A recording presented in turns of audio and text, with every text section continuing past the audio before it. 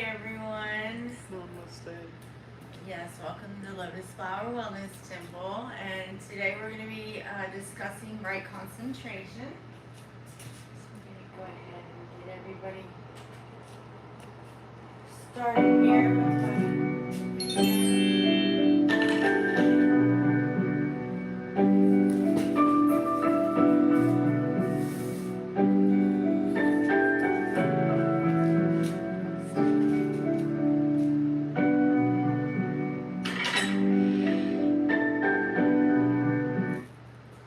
So as it says, everyone is loved and welcomed here, and I know you guys know that. And I'm so happy that you're here. I'm always so happy that you keep coming back as well. So, all right, we're going to start today with the Sambujo chant.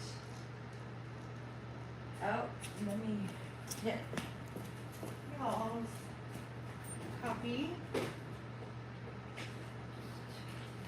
Oh, here you go. Thank you. You're welcome.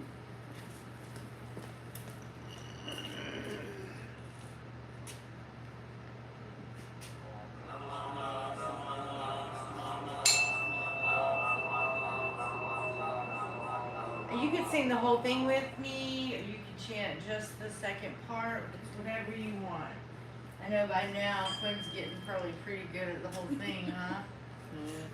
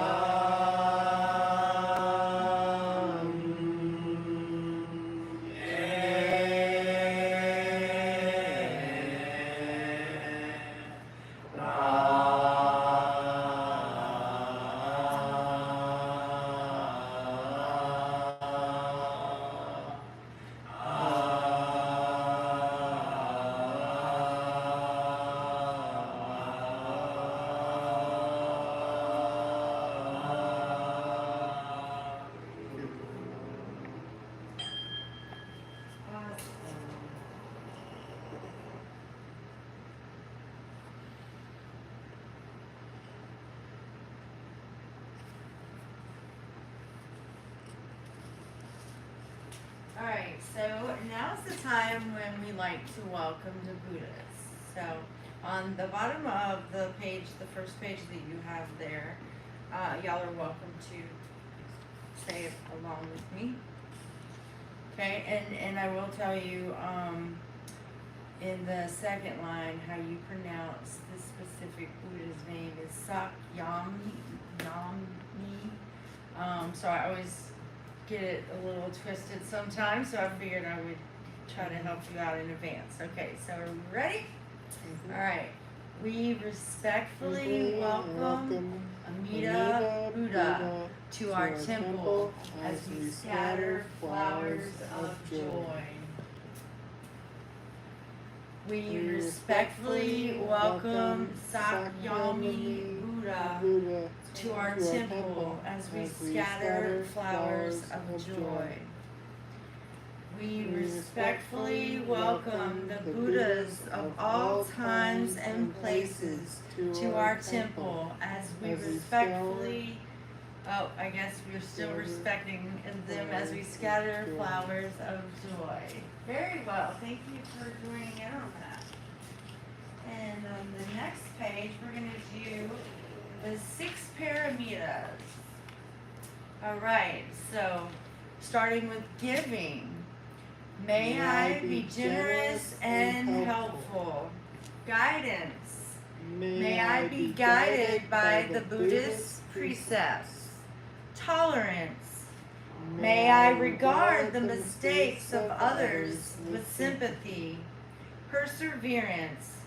May I do my best in all things. And insight.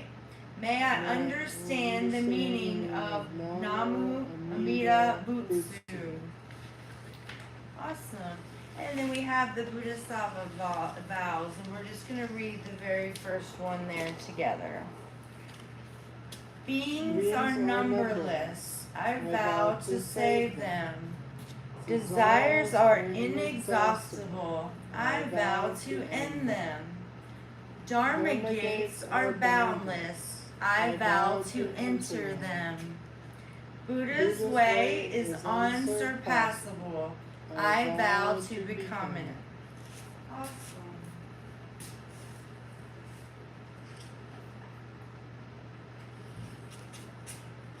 I want to thank everybody for coming. This means a lot to me, and I'm doing what I'm very passionate about, which is helping and healing people and helping people be guided back to their own personal truth and finding joy and happiness in the life now.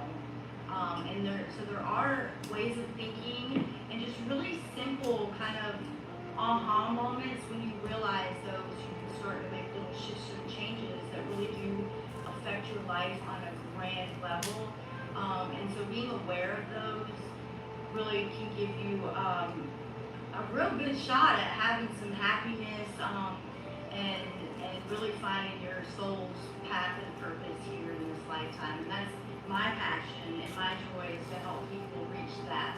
You know, enlightenment is something that's a lifelong process and it continually happens.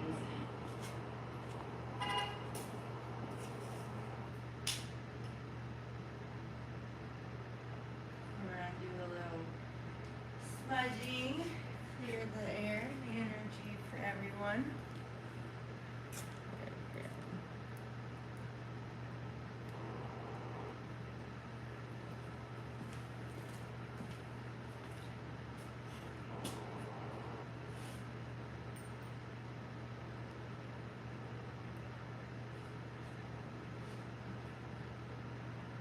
I'm gonna light that up a little more.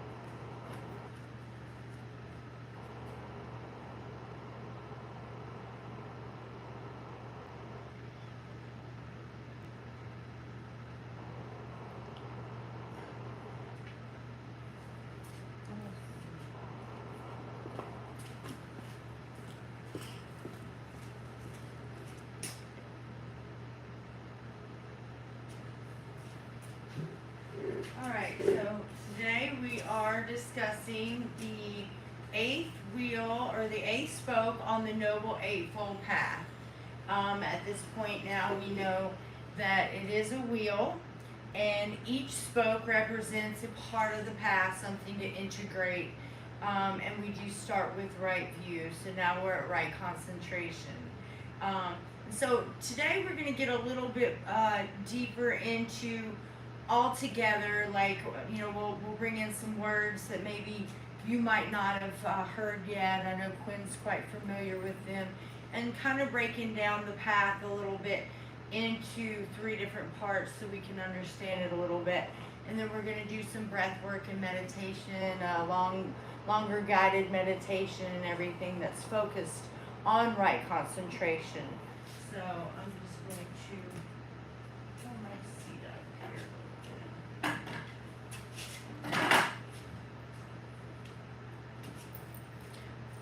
So the Noble Eightfold Path is one of the central teachings in Buddhism, and it serves as a practical guide to achieving liberation from suffering and attaining enlightenment. So nirvana is enlightenment, the path to nirvana, and then eventually you get to where you're really blissed out with nirvana, and that is in enlightenment. So it is often symbolized as the 8th spoke on the wheel, which is Dharma Chakra. And you can repeat this, so maybe you can, you know, get in your head a little bit bigger. But the spoke, the Pali word, the Buddhist word for it is Dharma Chakra. So with each spoke representing an aspect of the path, the 8 aspects work together in harmony, leading to a life of wisdom, ethical conduct, and mental discipline. So that's why we do this practice, so we can get to a place that we can reach the end of suffering. We realize the root causes of it are things that we're projecting, our mental thought processes, different belief systems that we have maintained a grip on that we don't really resonate with, you know, so therefore our reactions are coming from our belief system. But if we don't really believe in it and it's not resonating, it's not going to make us happy, it's just going to bring us suffering. So we can get back in alignment with what our real truth is and start living from that place. That's where we do start to set ourselves free of any of the suffering that we are projecting upon ourselves. Hi, welcome. We're having temple service right now. You're welcome to come sit in and join if you would like. How long is it? About an hour. How everybody's getting about? Well, yeah, you're welcome to. Yeah, we're doing service now, but you're welcome to have a seat if you like. You can stay as long as you like. You're very welcome. All right, so the 8 aspects of the past are divided into 3 different categories. So you've got this wheel, and with each of the spokes, but we kind of think of them, break them down into 3 different categories. One's going to be wisdom, which is prajna, if you want to say that. Wisdom is prajna. Okay, and then we've got ethical conduct, which is sila. Sila, yeah. And then mental discipline, which is samadhi. Samadhi. And whether you've heard of Buddhism or not, somehow that word's trickled into your ear before. I know you've heard it. You're like, oh, that's what that means. Yeah, so before I came into the awareness about it, I was like, oh, I know, that word's been around. It's been around, and so now it's beautiful to actually know what that means. So now to get back to the wisdom. So wisdom, the 2 spokes that fall under the wisdom sector are going to be right view as well as right intention, which is spoke 1 and 2. And as I was saying before, we do start with putting a lot of effort into that first spoke when we start on this path, because ultimately you are a bunch of belief systems, and you really need to get that down to the ones that you truly resonate with. So that's where this wisdom is, the wisdom to know thyself, like what, you know, this is just what I've been kind of trained and taught, what's my truth? And so you're getting back to that truth of what you fully resonate with in your soul and your energy. Otherwise, you're going to be fighting yourself constantly. You're just going to have that internal battle because you're trying to do something to please other people and stay within that comfort zone for not getting outside of that, oh, well, people still like me or whatever. We start to take that power back by discerning our own truths based off of our inner workings. And then we have with right intention, of course, once you know kind of what you truly do stand for, what are your truths, then you have, how am I projecting this out in the world? Am I doing certain things? Is it more selfish? Maybe look at some of the things how I'm acting and how I'm coming across, and really getting your intentions in alignment with what you resonate with, what's not going to have you feeling guilty later, or going back through that vicious cycle. So we also do that work. So that comes in alignment with prajna. Okay, so which is wisdom. All right, so what's wisdom in Pali? Prajna. Yes, perfect. Okay, and then we have ethical conduct, which is sila. Okay, so the three spokes that fall under the ethical conduct, is right speech, right action, and right livelihood. So right speech, of course, choosing the words that we use, the tone, the time frame that we talk to people. We've got something to, like a way that, say you're someone's boss and you've got to correct them on something, embarrassing them in front of everybody, right there in that moment. It's not the kindest thing. You're not only just getting your point across, but you just now made more scars on a person, not necessary. So pulling them aside and saying, hey, in a nice tone at the proper time, is healing versus scarring. So that's the idea here, is to have our speech and our action, and then the livelihood being the work that we do. And that it could be mostly anything. I want to say mostly because there are some things that no matter how you twist it, is just not helping the world at all in any positive way. And so, of course, that's something for each person to judge on their own. But we can bring right livelihood into any work that we're doing, just by being more joyful in it, finding different ways that we can integrate our truth and our personality into it, and just be kind when a coworker asks us something, and in the way that we show them instead of acting like they're bothering us. There's many ways that we can bring our light and our truth into the work that we do on a day-to-day basis, and that's going to bring it to right livelihood. And then the mental discipline, which is samadhi. Right effort comes under this part of it. Right mindfulness and right concentration. So right effort. Are you putting in the work to quiet your mind on a daily basis? Are you feeling your energy fluctuations and honoring what your own physicality, your intuitive, your intuitive nature? Are you honoring those things that they're telling you? And are you moving yourself out of the energies when you're feeling it drop low, or you're getting those little messages? Are you taking a look at your signs and synchronies around you?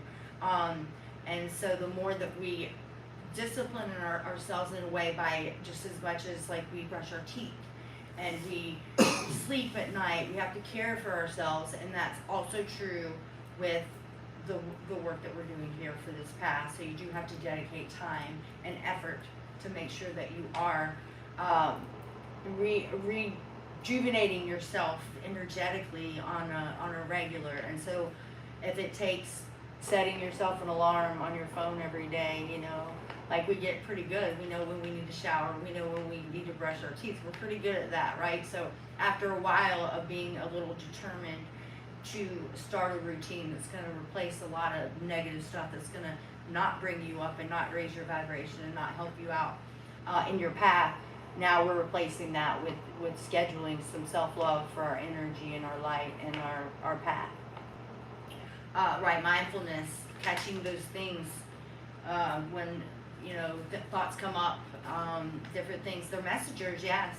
But a lot of times what we'll do as humans is we'll either get feeling really negative about it, start judging on ourselves, start, letting our physiology get real low and start frowning. It's more about, why are you coming up? What is this thing? Observing it, a loving observation of what you might be trying to show yourself in this moment. And then finding a positive in it, some way that you can see a positive, whether it's just to be, well, thank you for showing me this about myself. I'll start to focus on more ways that I can alleviate this, or I can feel better about this. It's just a lot of times it's all a perspective of the way that we're seeing things, because mostly all things that are happening to you are to help you to get to a place where you're living in your highest timeline, your highest capability. So we just have to be aware of our messengers and what they're trying to share with us. And so also now we have right concentration, and that's where we are today, kind of the integration of all that, and then really learning how to drop into the different stages of meditation that we can get to a place where we really can calm our minds, calm our bodies, and get to a more blissful state with something that might start off a little uncomfortable. We may start our meditations off with, finding 5 minutes feeling like an eternity. But before you know it, with some dedication and time, it's going to start to feel really good doing that. So that 5 minutes is just not going to seem like anything, and you're going to wind up, way longer. And that's just a natural part of the progression. And I challenge you to find out for yourself. All right, so let's get into this. I always like to, with Tipple service, I always like to bring in some other perspectives, so you're not just hearing it from my voice, and sometimes other people have a certain way of saying things that might help register, so I find it beneficial. Right concentration is a transformative practice in Buddhism that empowers you to harness the full potential of your mind. By dedicating time each day to meditation, you cultivate deep mental focus and inner peace. This unwavering attention helps you navigate life's challenges with clarity and resilience. As you strengthen your concentration, distractions fade, allowing you to stay present and fully engaged in each moment. Right concentration fosters self-awareness, enabling you to understand and manage your thoughts and emotions better.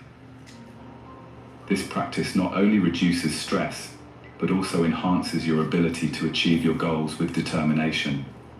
Through consistent effort, you develop a tranquil mind that supports personal growth and spiritual enlightenment. Right concentration is a transformative practice in Buddhism that empowers you to harness. All right.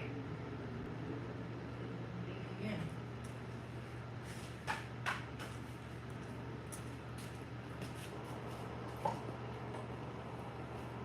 All right, so as we were talking about prajna, sila, and samadhi.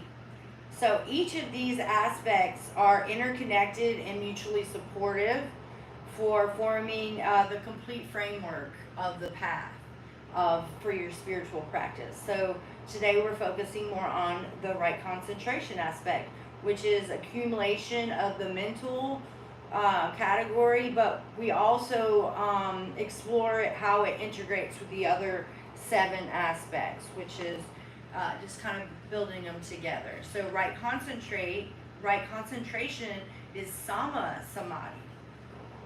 So what is right concentration? Right concentration refers to the development of deep focused meditation. And no matter what level you're at in meditation, you can keep growing with it. It's not like, okay, yay, I did it. Like it keeps growing, just like enlightenment. It's each time that you do it, you're going to discover more, connect more. It's just, it's like fuel for your spiritual journey. So it's really going to help you out a lot. So right concentration, let's see. So it's helping with your deep and focused meditative state of mind, and helping it to be free from distraction, rooted in wholesome qualities. So it's the ability to direct the mind towards a single object at first, such as the breath. And we do that here, right? We focus on the breath with our infinity breath. It could be a mantra that you're focusing on, the chanting like we do. That could be a good way to start a meditation. And then also metta, which is loving kindness. So the further you go in with your work with getting deeper into your meditations and your focus and concentration, you're gonna start to feel metta, which is gonna come out like almost like chill bumps on your body when you get that ooh whatever. That will start to happen for you within your meditations. You'll just have like this overwhelming feeling of like being touched by, you know, the unseen, like the divine energy that's supporting you, that we're a part of. And so you will come into that type of feeling. That'll be one of the things that you'll experience. And it does get even more blissed out. I mean, some people are literally addicted to deep states of meditation because it can feel ultimately like it gets to start to feel like what some people might experience taking drugs or whatnot. But yeah, you can reach very, very blissful states within meditation. But like I said, at first it can be a little strenuous. But the bigger point at first is to try to get your mind to slow down. Moreover, when your mind's kind of bringing up thoughts and whatever, just to learn to be more in power of your mind. I observe that you've got these thoughts going on, and just right now I'm quieting my mind. So then you just kind of be the boss on it and say, you know, right now, this is what we're doing. This is what we're doing. So you just got to kind of take that power back and get your focus and concentration right back where you want it. So, right, concentration is often associated with a practice called jhana. So that's what we call like deep focus and concentration. And there's several jhanas. There's 4 actually. So jhana, meaning meditative absorption, which consists of progressively deeper states of concentration and mental stillness. This state allows the mind to become purified, peaceful, and prepared for insight into the nature of our true reality. So different characteristics of the right concentration. So the 4 different jhanas are focus, wholesomeness, tranquility, and insight. So we're going to start with focus. Focus, like the mind becomes like singular pointed on one object, like a laser beam, like a strong focus on one focus for a determined amount of time, free from distractions. That's when you know when you've successfully succeeded. When you set yourself for 5 minutes. And say you start with a candle, you know, watching a flame on a candle for 5 minutes. When you have successfully completed that 5 minutes without being distracted from anything, even if it's twitching in your seat to whatever, you want to be able to sit there very, very still, having told your mind, it's time to quiet down. This is what I'm doing right now. We're focusing. I'm just going to watch everything that's happening right now in this moment. The candle, the wind blowing it slightly, the different coloration, you know, whatever's coming up in that moment, and nothing else. And that's when you know you've successfully done it, when you set that goal and check mark. So you should celebrate those moments. And it may take you, you know, the first 3 minutes, you may be like, oh yeah, and then you get some thoughts come up and you have to kind of bring yourself back. But that'll be a joyous moment. And then once you do have that triumph of, yes, okay, cool. That the next time you do it is 5 minutes, you're probably going to wind up at 10 without even noticing, which is cool. So wholesomeness, the object of concentration must be skillful and conducted to your liberation. So if you're choosing something that's not going to be beneficial to you, you know, something that maybe invokes a desire or something, you want to literally focus on something that's going to be helpful and wholesome. You can pick that for yourself. I do recommend like a candle is something that I would recommend. So tranquility, a sense of inner peace and calm arises as the mind focuses steadily. So after you know, like after you're no longer thinking about, oh, can I sit here for this 5 minutes? Like you've already told yourself or your experience, yes, I can do this. Okay, so now that's not where your focus is anymore, right? That's why I said we celebrate that moment when you do. Okay, cool. Now your ego's not worried about messing up or failing or whatever. So you've already surpassed that. So next you want to get to a place where then you can just complete it, not be worried about that, and then actually be in it instead of having an objective. Now you're actually in it, which is great, and that's when that tranquility is going to start coming up for you. When your focus isn't succeeding on it, but actually doing it. And then insight. Deep concentration lays the foundation for wisdom and insight into impermanence, suffering, and non-self. So impermanence, everything changes. Like, just sooner that we get that, we're going to be a lot less disappointed, because one thing is, like, you know, even down to our family, we love them and everything, and we don't want to lose them, but, you know, half the battle is like the clinging, right? Because then you're always kind of worried, oh, are they going to get hurt? And like, you know, like I want to always be there. Like, we have to be able to be attached but not attached, because at the end of the day we have no control over certain things, and we could literally ruin our whole lives over focusing and worrying on things that we have no, it's just a waste of the time that we're here. We're here to do so much cooler things than be living in fear and being our own, like, stop sign. You know, we are way more in control, and we are the judger of ourselves. So of course that means the blockages that we put up for ourselves, the things that stop us from our progression, is also ourselves. So when we can get past that, and a lot of these things can be freed from you through your contemplation and meditation, especially when you can have the discipline to get yourself to that further step within it, when you're no longer trying to do it, but you are in it, which really is a game changer. So the suffering, we know, everybody knows all about that. And, you know, majority of suffering comes from disappointment, you know, and that disappointment comes from expectations for things to be a certain way. And what we're doing is we're cheating the now out of having its beautiful birth of what it is, because we're projecting the past. We expect the now to be like this, you know, we want this friend to act this same way that they did last time, and if they're a little different, oh, well, what's, you know, we got all kinds of thoughts going in. So when we can start to realize that we're ruining our purity and the magic of the now by doing these things, we're causing our suffering. So we can be aware of that. We can put an end to the suffering that we feel from that, because we're receiving the pure, beautiful moment as it is. And so there's nothing to be disappointed in, because it's going to be what it is, and we can accept that because we already know we're in alignment with our path, we're doing the work, so it is going to be for our highest good, and it's going to be a teacher, it's going to be some more wisdom, it's going to be something that's going to benefit us. Even if it doesn't look very pleasant in the moment, we can be that sure on our path that it is. We might not know now, but a few dots from now, dot connecting, we'll be able to see the cause and effect and how it really did help us. But for now, just be okay with it, be accepting of it, and whatever it may be, and it has a purpose. All right, so there are what's called the four form jhanas, which we talked about in Buddhism.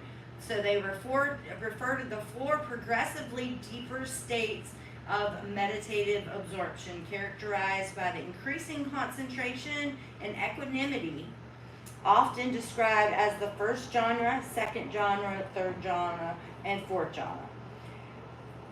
So where the practitioner experiences a deep state of mental stillness, happiness, and one-pointedness, each level beginning to get more refined and more free from distractions, especially gradually deepening of the focus and the inner peace achieved through this meditative practice. So essentially, like I was saying, the more that we do it, we're going to start to see more blessing from it. So key points about the 4 form jhanas. Excess concentration, reaching a state of focused attention before entering into a jhana, often achieved by focusing on the breath. So before you go right into your meditation, it's wise to do some breath work or chanting, something of that sort, so that you can get your body, your breath, your focus, like fully on this is what I'm doing. And that's going to help you be able to, when you do start to quiet that mind down and singularly focus, it's going to help you a lot. Reaching the state of focused attention before, we just said that. Okay, following the breath. So 5 jhana factors. Each jhana is characterized by 5 different factors. So we've got the initial application, which is vidika. If you want to try to say that, vidika. So that's like your first, you're going right into this meditation. That's where you start, is vidika. Okay, then sustained application is vikara.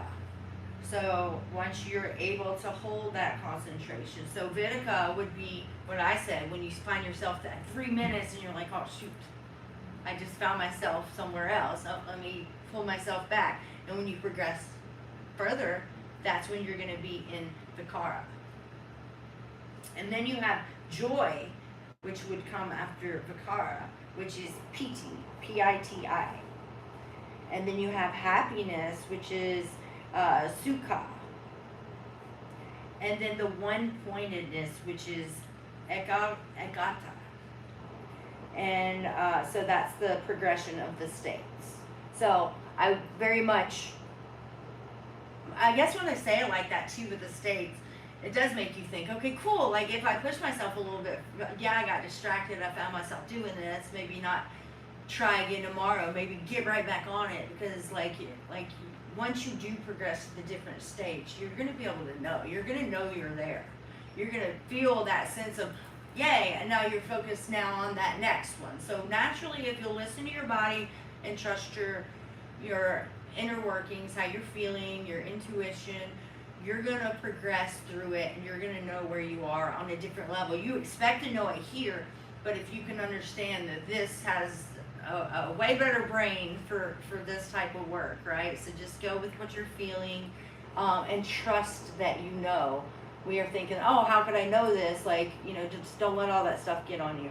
And you'll make it through all the states. And each time you do, they're going to get deeper, each on their own as well. So let me finish on the jhanas. Okay, so first jhana, initial absorption with a sense of joy and rapture, accompanied by a lessening of mental distractions. The second jhana would be further refinement of your concentration, where the joy becomes more subtle and a sense of pleasure, pleasantness starts to arise. So that's going to be a real, like the second, when you get to that second jhana, that's when you're really going to start feeling, and you may start to feel like a little tingly, chill bumpy type of thing at that point. Third jhana though, that's when you're going to get that equanimity.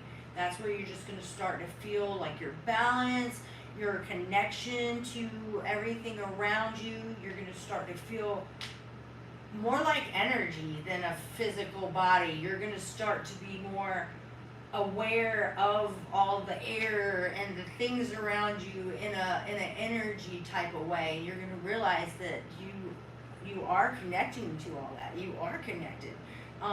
And so that's going to be a whole nother type of experience within your concentration, within your meditation. And then we have the fourth jhana, the state of pure equanimity. That's where you're like, I'm all of these things. Not just I'm connecting with them, but like, wow, I'm like all of these things, which is a whole nother experience for you.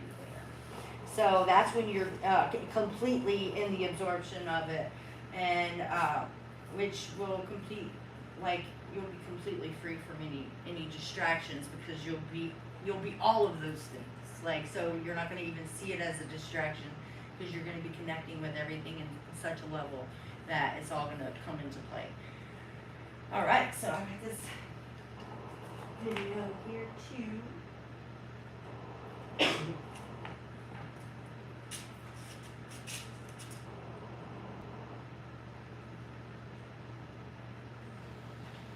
Welcome, seekers of wisdom. Today we delve into an essential part of Buddhism, right concentration. As a key component of the Eightfold Path, right concentration, or Sammasamadhi, holds a central place in the teachings of Buddhism. The Eightfold Path, for those who may be unfamiliar, is a guide to liberation from suffering, a journey towards enlightenment, as outlined by the Buddha himself. This journey is not merely about belief, but about understanding, about seeing things as they truly are. And right concentration, the focus of our exploration today, is a vital part of that understanding. It is the practice of mental discipline, the cultivation of a focused, undistracted mind. As we delve deeper into this topic, we will explore its definition, its importance, and how it can be practiced. Embarking on this journey, we hope to gain a deeper understanding of right concentration in Buddhism. First, we must understand what right concentration means. In the heart of Buddhism, right concentration is the eighth and final aspect of the Noble Eightfold Path, the roadmap to enlightenment, as outlined by the Buddha himself. At its core, right concentration is about mental discipline, mindfulness, and meditation. Think of it as the art of focusing the mind, a practice that requires discipline and consistency. It's like tuning a radio to your favorite station, cutting out the static and noise, to listen only to the melody that resonates with you. Here, the melody is the object of your concentration, and the static is the constant stream of thoughts, emotions, and sensory distractions that can lead your mind astray. The object of concentration can be anything that helps focus the mind. It could be a physical object, a mantra, a visualization, or even the rhythm of your own breath. The key is to choose something that you can sustain your attention on, to anchor your mind amidst the ebb and flow of thoughts and distractions. In the practice of right concentration, there's a delicate balance to be found. It's not about suppressing thoughts and emotions, but rather acknowledging them without judgment, and then gently bringing the focus back to the object of concentration. It's a dance between concentration and awareness, a delicate balance that cultivates a deep sense of mindfulness. This practice is often associated with meditation, but it's not limited to it. Right concentration can be practiced in every moment, in every breath. It's about being fully present, fully engaged in whatever you're doing, whether it's washing dishes, walking in a park, or sitting in meditation. In essence, right concentration is the practice of focused mindfulness. It's about cultivating a clear, tranquil mind that can perceive reality as it is, without the distortions of bias, judgment, or emotional turbulence. It's about finding the stillness within the storm, the peace within the chaos. It's about being here, now, fully engaged in the present moment. It's about realizing that this moment, right here, right now, is the only moment we truly have. Why does right concentration matter in Buddhism? This question brings us to the heart of our topic today.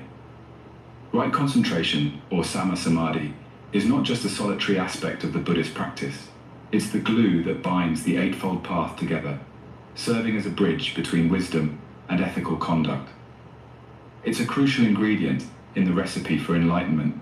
Without it, the other elements of the path may not fully bloom, leaving the practitioner in a state of spiritual stagnation. Imagine you're walking across a tightrope. You need balance, focus, and precision to reach the other side. Right concentration is akin to this balance. It's the ability to direct and sustain mental focus on a single point, be it a thought, an object, or a sensation. This concentrated focus allows for deeper understanding, facilitating the cultivation of wisdom, which is key to achieving nirvana, the ultimate liberation from suffering. But why is this so important? Well, our minds are often like wild horses, running rampant with thoughts, emotions, and distractions. This chaos can cloud our judgment, foster ignorance, and lead to suffering. Right concentration helps tame this mental turbulence, allowing us to see things as they truly are, unclouded by delusions or misperceptions. It's like clearing a foggy mirror, enabling us to see our reflection clearly. Moreover, right concentration complements and enhances the other elements of the Eightfold Path. It strengthens right understanding by providing clarity, bolsters right effort by fostering diligence, and supports right mindfulness by enhancing awareness. Together, these elements create a harmonious symphony, guiding the practitioner towards enlightenment. In essence, right concentration is the stillness in the eye of the storm, the anchor in a turbulent sea. It's a beacon of light guiding us through the darkness of ignorance and suffering towards the serene shores of enlightenment. It's a vital tool in the Buddhist spiritual arsenal, one that helps navigate the intricate labyrinth of life with grace and wisdom. Without right concentration, the journey to enlightenment becomes much more challenging. So the next time you find your mind wandering, remember the importance of right concentration and gently guide your focus back to the present moment. It's a journey, not a race, and each step brings us closer to enlightenment. Now that we understand its importance, how do we practice right concentration? Well, there are a few ways to cultivate this integral part of Buddhism, and we'll explore them together. Let's start with meditation. Meditation is the practice of focusing one's mind for a period of time, in silence or with the aid of chanting. To enhance right concentration, try to find a quiet, peaceful place where you can meditate without interruption. Once settled, close your eyes and focus on your breathing. Notice how the air enters and leaves your body. Don't try to control it, just observe. If your mind starts to wander, gently bring it back to your breath. This simple act of concentration can help you develop a deeper understanding of your thoughts and emotions. Next, let's talk about mindfulness. Mindfulness is the practice of bringing one's attention to the experiences occurring in the present moment. It's about being fully aware of where we are, what we're doing, and not being overly reactive or overwhelmed by what's going on around us. You can practice mindfulness in every moment of your life, not just during meditation. When you're eating, pay attention to the taste, texture, and smell of your food. When you're walking, notice the sensation of your feet touching the ground. By being present and mindful, you're honing your ability to concentrate. But remember, practicing right concentration is not about instant gratification. It's a journey that requires regular practice and patience. It's like learning a musical instrument or a new language. You can't expect to master it overnight. So don't be discouraged if your mind keeps wandering during meditation, or if you find it hard to stay mindful throughout the day. It's all part of the process. And finally, don't forget to be kind to yourself along the way. It's okay to have off days. What matters is that you keep trying, keep practicing, because with time and patience, you will see progress. Remember, like any skill, mastering right concentration requires time and practice. By now, you might be asking, what will I gain from practicing right concentration? Well, let's delve into the many benefits this practice can bring to your life. First off, practicing right concentration leads to increased focus. In a world where distractions abound, having a razor-sharp focus can be a game changer. It allows you to channel your energy towards tasks that truly matter, enhancing your productivity and effectiveness in all areas of life. Next, we have calmness. Right concentration helps in quieting the mind, reducing stress and anxiety. It's like being in the eye of a storm, where everything around you may be in chaos, but you remain calm, composed, and in control. Then there's clarity. Through right concentration, we begin to see things as they really are, freed from our usual biases and misconceptions. This clarity of mind can lead to better decision-making, improved relationships, and a deeper understanding of ourselves and the world around us. Finally, the practice of right concentration brings about a profound sense of peace of mind. This isn't just about feeling relaxed or content. It's a deep, enduring peace that stems from knowing you're on the right path, living in harmony with yourself and the world around you. But the benefits don't stop there. The qualities cultivated through right concentration, such as focus, calmness, clarity, and peace of mind, can seep into every corner of your life. They can help you become a better friend, a more understanding partner, a more effective worker, and a more compassionate human being. So, the practice of right concentration doesn't just improve your meditation, it improves your life as a whole. It's like upgrading the operating system of your mind, bringing about a smoother, more efficient, and happier way of being. Right concentration can bring about profound changes in your life.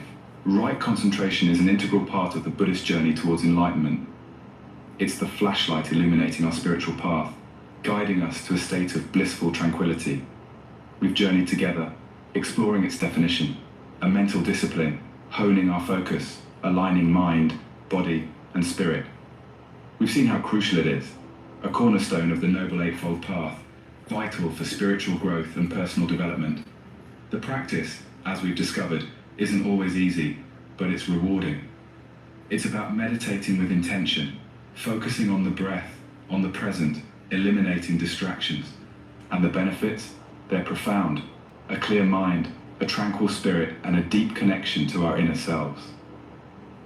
The journey of right concentration isn't just about reaching enlightenment. It's about the transformation that happens along the way, the personal growth, the increased mindfulness, and the deepening of our spiritual connection.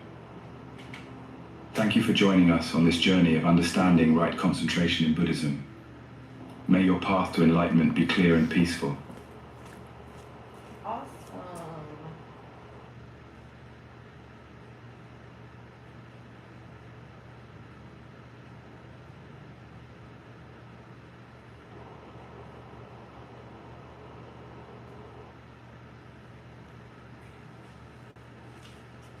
So, before we get to the next part, I just want to go ahead and tell you, so each week I try to send everyone home with some mindfulness homework, if you will, some things that you can focus on throughout the week, maybe write in your journal about. So after I share this, we're going to get into some breath work and some meditation, but I just wanted you guys to just consider this throughout this week. So if we can take, just a broader awareness of what's going on in our lives throughout this week, and practice some more mindfulness. So being aware from moment to moment what's really going on around you and everything. And within that, you want to reflect on the Four Noble Truths. So essentially, just make it pretty simple that there is suffering in the world. The world is basically, the suffering largely is caused from the way that we're seeing things and putting expectations on it. There is an end to suffering, and you can liberate yourself from it. It's a process, and you can stop the cycle of reincarnation, coming back to complete your path because you've already completed it. So then, there's a lot more to be said about that, but the idea here is to make sure that we're completing the path and the purpose that we came here to do, and get back to that knowing about ourselves and what we're here for. So then, so within right view, if you can just be a little more aware of different things that happen, and maybe your reactions to things, and what's the belief system tied behind it. That's some way that you can start working with right view a little bit, is being aware of what's presenting themselves in your now, right? So instead of maybe just going back and saying, okay, let me just tackle them all, now that you're focusing on that, your higher self is going to give you opportunities through what you're experiencing to be able to do that work. So just be aware, make some notes and stuff, and it might not all come together right today, but it may be a few weeks from now that you'll be like, aha, I see. So keep up with it in a journal. And then we have right intentions. Set intentions every morning to cultivate more kindness, compassion, and renunciation. Renunciation of drudging the past up on things, renunciation of just the old unskillful ways, but that you want to choose to start being more skillful in your actions, your words, and your intention. So right speech, be mindful of the words that you speak. So speak truthfully, kindly, and with a purpose that avoids harming people. So intentively, you want to make that intention that, hey, when I treat people, when I speak to people, my actions, I want to make sure that I'm doing more good and less harm. So then we have right action. Observe your actions this week as well. Are you being ethical and being in alignment with non-harming? So choosing again there that your intentions, that your actions will also show that intention. And then you have right livelihood. Reflect on the work that you do, and the things, the daily activities that you do that support a life of compassion and integrity. So if you could just kind of look and say, are there any more areas that I could be doing a little bit more with that are available there? You know, when we look, we see a lot more opportunities because we're looking. You know, we're focusing our attention. So when we can do that, we might start to see more opportunities that we might not have been aware of. Okay, so that we have right effort. Notice when unwholesome thoughts are coming up for you, and whenever they arise, and then gently just redirect them with your mind towards wholesome ones. So this week, be just extra aware of when they come up instead of just being like, oh, go away. Just take a minute to focus on it and see how you can put a more positive, wholesome twist on it rather than a negative. And that's going to really help you as well. And then, let's see what we have. Right concentration. So dedicate some time each day to start focusing on this right concentration. So whether it's, 10 minutes, 5 minutes, whatever you can start out with, but you'll gradually increase. But you just want to get first and foremost yourself to a point where you can start directing your mind to stop running, and when you can get to that 5 minutes of full concentration with the candle of not being distracted and everything, then you can move forward from there. And eventually what you would do would be take the candle away altogether, completely quiet your mind, and then you're going to be more in the jhana that has to do with basically nothingness, and that's when you're going to start to connect more with the air, the energy, everything, the unseen stuff around you.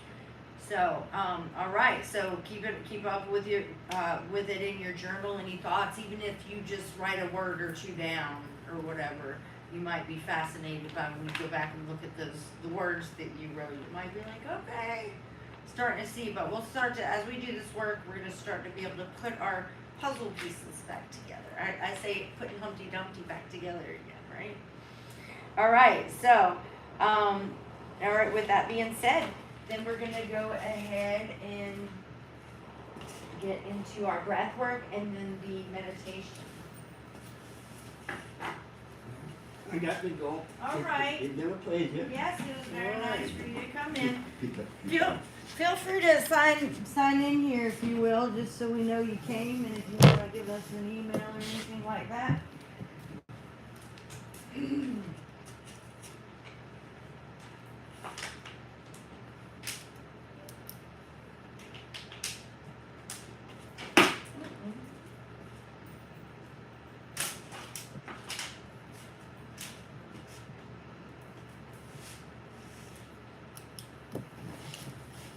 Alrighty, I picked up a few poems. All right, that's Maybe great. that. All right, sounds great. 2:30 every Sunday. All right, y'all have a good one. All right, thank you. Be blessed. All right, so we're gonna start with the infinity breath. And I'm not sure. Do you know the infinity breath at all? Yes, I think Okay. I learned it the first time. Yeah, that's right. Okay, so the first part of the infinity breath, so the reason for the viewers online, the reason it's called the infinity breath is it's shaped like a infinity sign or a figure 8. But the first part that we're going to do is we want to just expel, just blow out all of our stale old air and energy. So we're going to consider that the bottom loop. And once we blow all of our air and energy out, and I mean we really want to push it all the way out, and then we're going to hold our center for just a second, and then as we breathe back in, we're going to make that top loop, and we just want to gently close our eyes and just visualize like cosmic creator lights. It could be all colors, it could be one color, it doesn't matter, whatever comes to you is correct. But you just want to envision that and just see this creator, cosmic, eternal light, this coming like right into you, and that is also what you are. But so now you're kind of purifying your air and energy, and then you want to hold again at the center. And then when you do the bottom loop, this time you're just blending all, just mixing and blending and just flowing. So when you're ready, all right.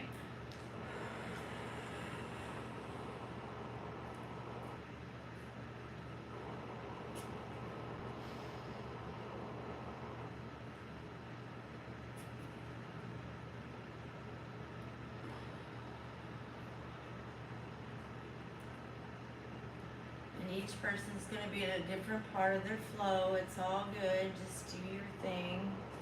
And just keep focusing on the breath.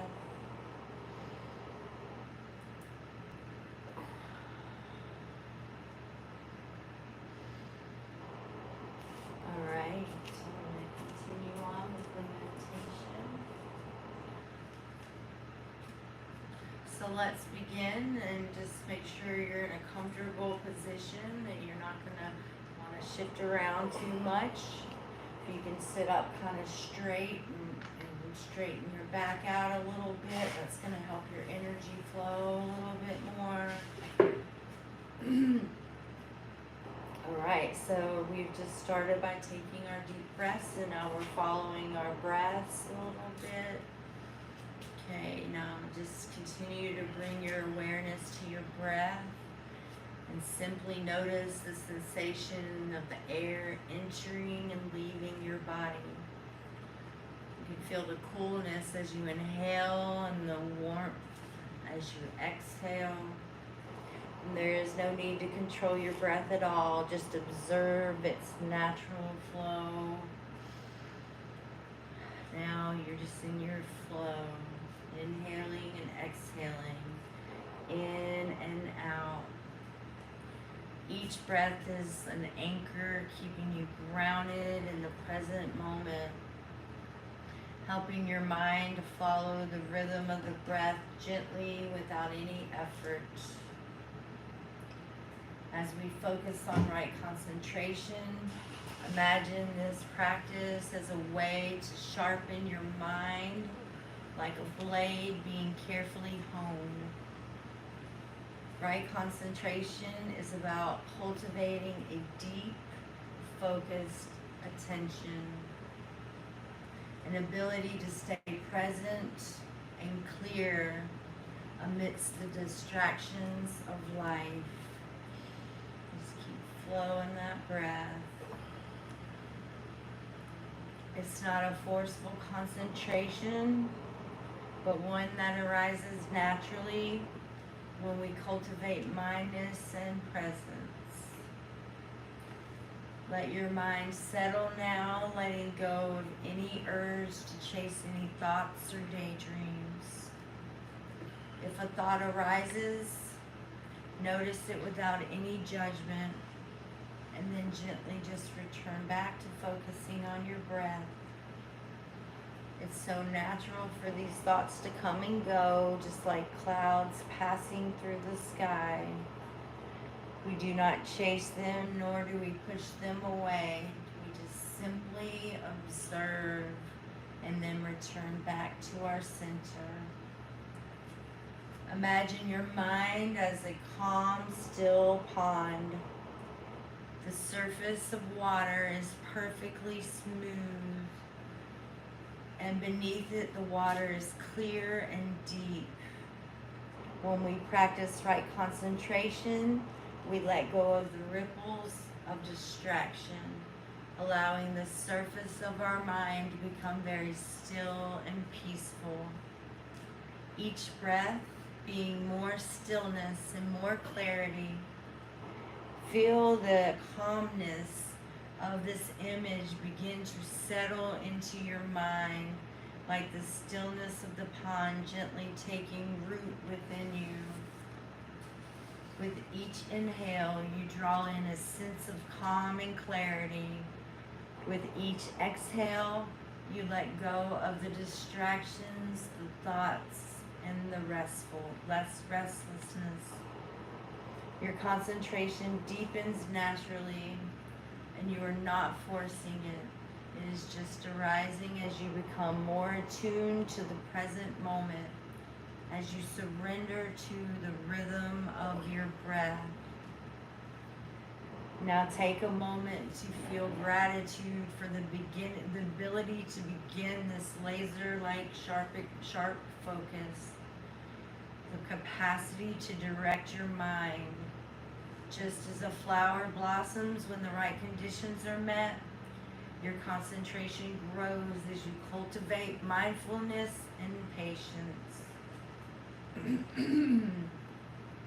In this stillness, feel your connection to the present moment and allow your mind to be clear, like a flame of a candle burning steadily in the dark, untouched by any winds of distraction. You are here completely and fully present. Allow this feeling of concentration to deeper for just a moment, resting in a peaceful stillness of your mind. As we begin to close our practice, gently bring your awareness back to the room, to your body, and to the space that you're in, feeling the ground beneath you and the air around you, the gentle rhythm of your breath. Take a final deep breath in as you exhale. Open your eyes if they're closed and feel the stillness and clarity you've cultivated in this moment. As we finish, remember that right concentration is not just about quieting your mind for meditation, but it's about cultivating a focused, present mind in every moment of our lives, bringing peace and clarity to all that we do. How was that for everyone? Yes.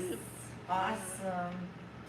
Yeah, the breath work really helps. It gives you something that is worthy to focus on, something that you're controlling, something that you can follow in your own pace. And so it really is a really great thing to start a meditation with, is the breath work, and you can add other things in as you go along. But at any time you're in any situation, you can use the infinity breath to just calm yourself in any situation. Nobody has to know you're doing it. You just do your thing, and it can really get you back, especially with more practice. It can be like that one little thing that you've been a little trigger button that you could be like, okay, I'm back. I'm in the moment again. So yeah, definitely you want to use that as much as possible. All right, so here we go. This is great before meditation. So I want to share something with you that can help you during meditations, breath work, mindfulness, just to still your mind, quiet yourself, and allow more access to hear your higher self. Yogena Tasha Genuvacha Travasha Dikena Yoha Radim Rabadam Vidam Patanjaliyam. We always like to do it twice. To hear your higher self.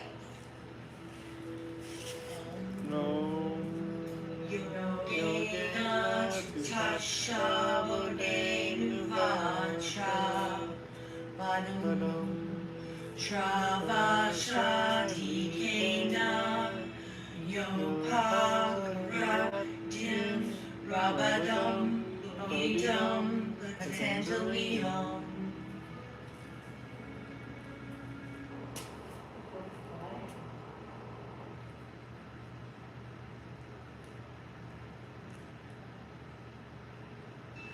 All right, so if anybody has anything specific that you know of that's a blockage, any negative feeling or thought that keeps coming back up or whatever, and so I'm going to go around and help clear any of that you guys want to visualize, anything that maybe you might even want to manifest. Use it in any way you would like. I'm coming around.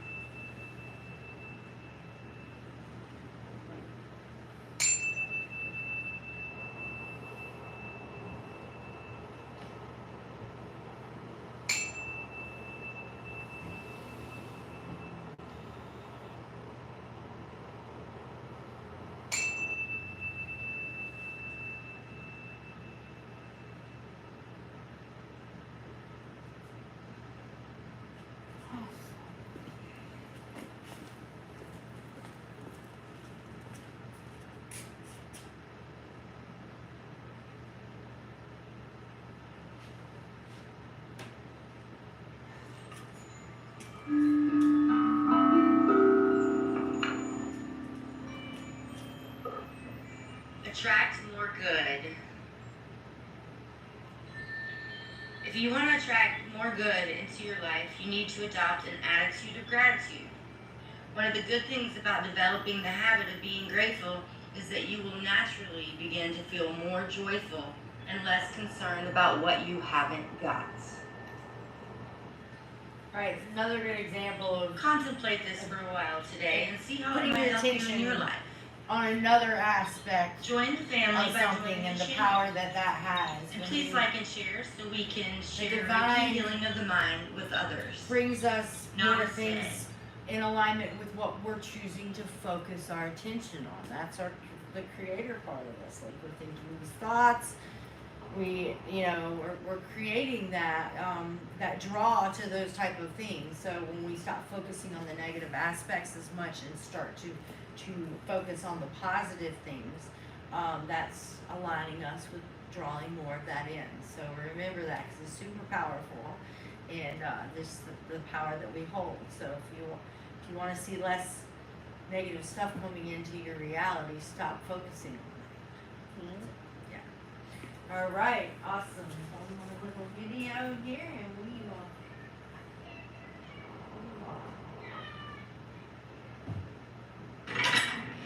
Some of the different things that we do here at Lotus Flower Wellness Temple that can help you on your path and help you with your energy, different creative things that we do.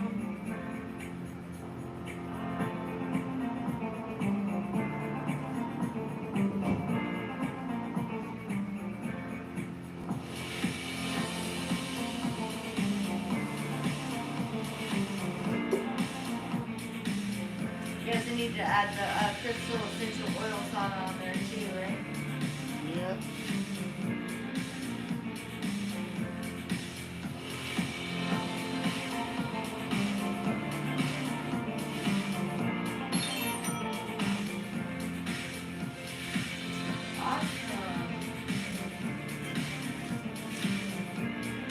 All right, I just want to say thank y'all so much for coming. If you all want to hang out, and we're gonna do a podcast and talk about today's discussion and everything today. So I just want to say thank you to everyone on the live. Thank you for joining, and check us out next week again. We'd love to have you every week. All right, have a blessed week. Namaste. Namaste.